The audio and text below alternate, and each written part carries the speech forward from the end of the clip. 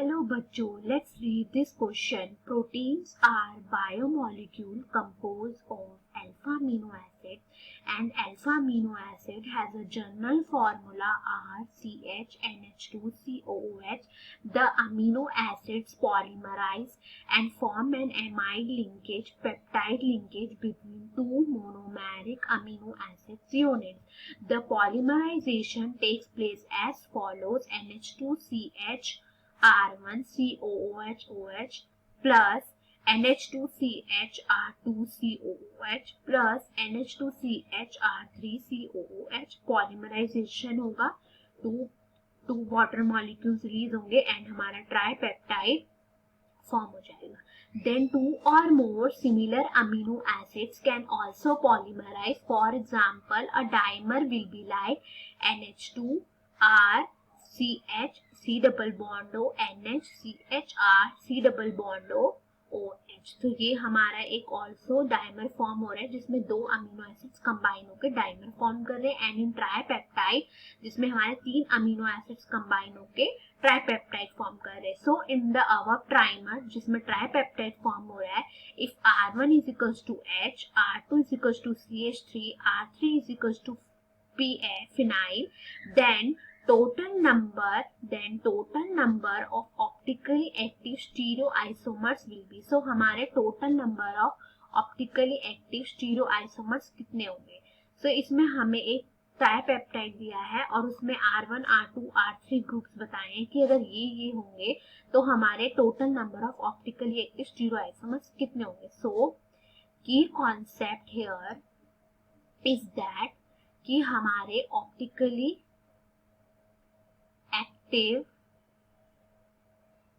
Active stereoisomers होते क्या है.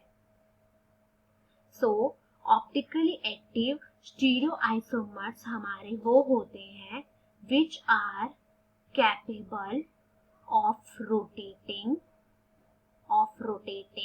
The plane of polarised light. वो प्लेन ऑफ पोलराइज्ड लाइट को रोटेट करने में क्या होते हैं, कैपेबल होते हैं, पोलराइज्ड लाइट. एंड देन हमारे जो कायरल कंपाउंड्स होते हैं, जो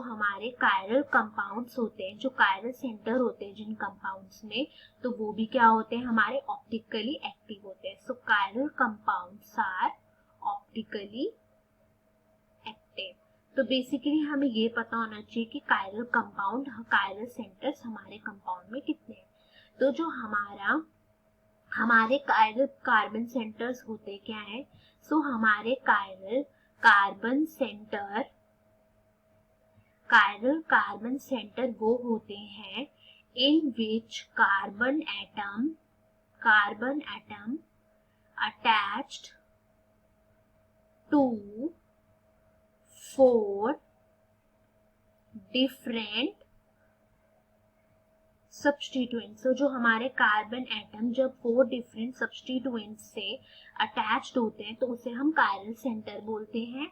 एंड हम उसे एसिमेट्रिक कार्बन एटम भी कहते हैं क्योंकि उस पे जो चारों जो सब्स्टिट्यूएंट्स होते हैं वो क्या होते हैं, डिफरेंट होते हैं, एसिमेट्रिक कार्बन एटम भी कहते हैं.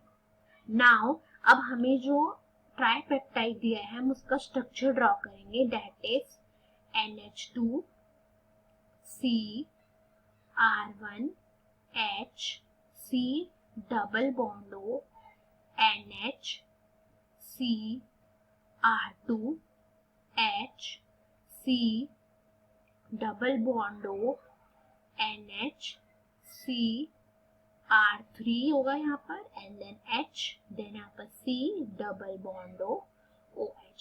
तो हमें इसमें क्या बोला गया है कि अगर हमारा R1 हाइड्रोजन होता है, R2 CH3 होता है एंड R3 हमारा क्या होगा, फिनाइल होगा, तो हमें ये बताना है कि इसके total number of stereoisomers, optically active stereoisomers क्या होंगे. सो अगर हमने R1 हटा के यहाँ पे हाइड्रोजन लगा दिया, R2 हटा के CH3 लगा दिया, R3 लगा के फिनाइल लगा दिया.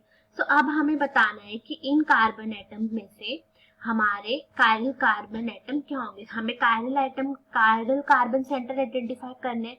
सो हेयर इस कार्बन पे हमारे यहाँ पे हाइड्रोजन अटैच है, यहाँ पे हाइड्रोजन अटैच है। सो हमने कहा था कायरल कार्बन सेंटर वो होते हैं जिसमें 4 डिफरेंट सब्स्टिट्यूएंट्स अटैच होते हैं कार्बन पर। सो यहाँ पर हमारे 2 हाइड्रोजन अटैच है जो कि सेम है, सो इट मीन्स ये तो कायरल सेंटर नहीं है।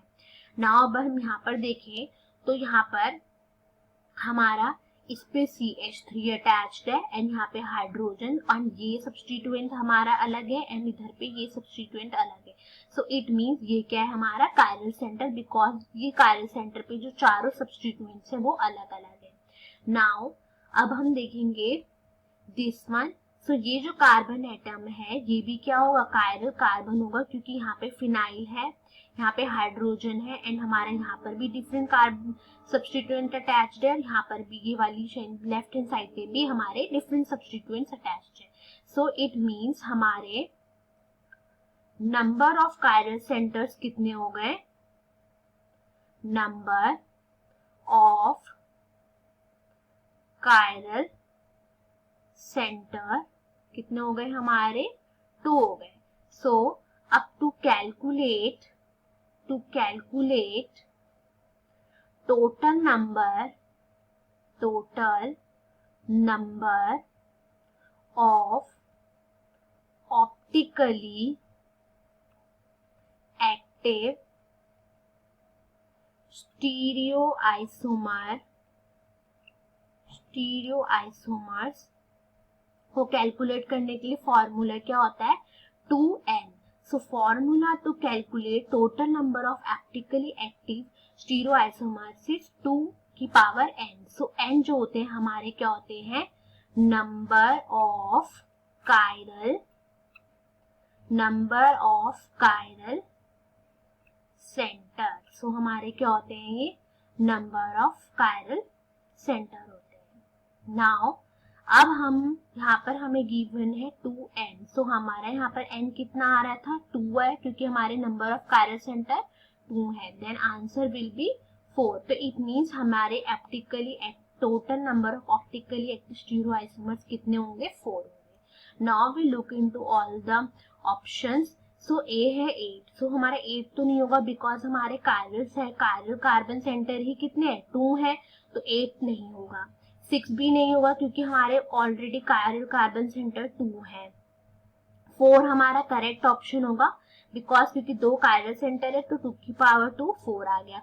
1 भी नहीं होगा क्योंकि हमारे कायरल कार्बन सेंटर 2 है, तो हमारा 2 तब आता अगर हमारे कायरल सेंटर 1 होते, तो इट मीन्स हमारा ऑप्शन डी भी इनकरेक्ट है। So option C is correct, that is 4। तो हमारे total number of optically active stereoisomers will be 4। Thank you students. I hope you all understood it well.